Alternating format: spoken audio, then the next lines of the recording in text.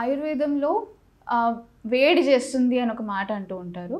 అయితే మీ బాడీని బట్టి మీది ఒకవేళ పిత్తం ఎక్కువ ఉందనుకోండి బాడీలో, అప్పుడు వేడి చేసే ప్రాబ్లం ఉంటుంది. కానీ అది అవ్వకుండా మీరు ఒకవేళ ఒక ప్రాపర్ డాక్టర్ని కన్సల్ట్ అయితే మీకు అది కాకుండా వాళ్ళు మెడిసిన్స్ కానివ్వండి, మీరు రోజు మొత్తంలో మీ దినచర్య అదంతా ఎలా ఉండాలి ఇవన్నీ కూడా చెప్తారు. అదే కాక బాడీలో ఒక ప్రాసెస్ ఉంటుందండి, ఇన్ఫ్లమేషన్ అంటాం మనం. సో ఇన్ఫ్లమేషన్ అంటే ఆయుర్వేదం టర్మ్స్లో దీన్ని ఆమం అంటాం. సో మన బాడీలో ఎప్పటికైనా టాక్సిన్స్ ఫామ్ అవుతూ ఉంటాయి. మనం చేసే డైలీ పనులతోటి, అంటే మనం బయట ఫుడ్ తిన్నా, మనం రాత్రి జాగరణ చేసినా, అంటే రాత్రి లేట్ పడుకున్నా, పొద్దున్న లేట్ లేచినా, డే స్లీప్ చేసినా, ఏం చేసినా, బాగా ఎండలో తిరిగినా, ఇప్పుడు సమ్మర్ నడుస్తుంది, ఎండలో బాగా తిరుగుతున్నాం, సో బాడీలో ఒక కైండ్ ఆఫ్ డిహైడ్రేషన్ అయిపోయి మీరు వీక్నెస్ అయిపోయి ఇవన్నీ కూడా.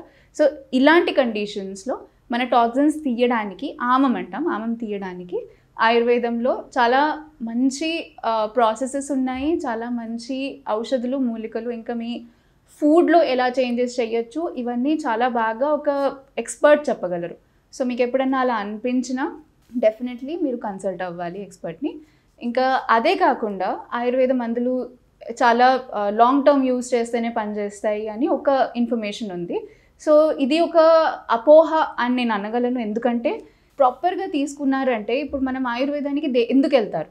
ఒక లాంగ్ టర్మ్ ట్రీట్మెంట్, మీకు ఒక లాంగ్ టర్మ్ బెనిఫిట్ కావాలి. ఒక సిమ్టమ్ పోవాలి అన్నట్టు కాకుండా ఏదో జస్ట్ హెడేక్ వచ్చింది పోవాలి లేదు. మైగ్రేన్ ఉంది ఫర్ ఎగ్జాంపుల్, సైనసైటిస్ ఉంది. ఇప్పుడు దీన్ని మనం ఎలా తగ్గించుకోవాలి? మొత్తానికే పోవాలి, మళ్ళీ రాకూడదు.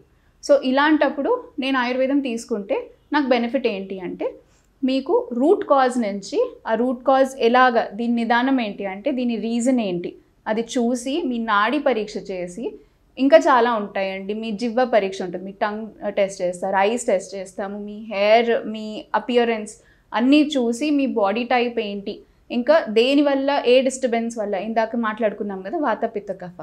సో దీంట్లో ఈ దోషాల్లో దేంట్లో డిస్టర్బెన్స్ అయితే మీకు ఈ పర్టిక్యులర్ ఇష్యూ అవుతుందో తెలుసుకోవడానికి మనం ఇదంతా అసెస్మెంట్ చేసి దాని తర్వాత ట్రీట్మెంట్, యాక్చువల్ మేనేజ్మెంట్ స్టార్ట్ చేస్తామన్నమాట. సో దీనికోసం ఒక ఎక్స్పర్ట్ని కన్సల్ట్ అవ్వడం అవసరం అండి.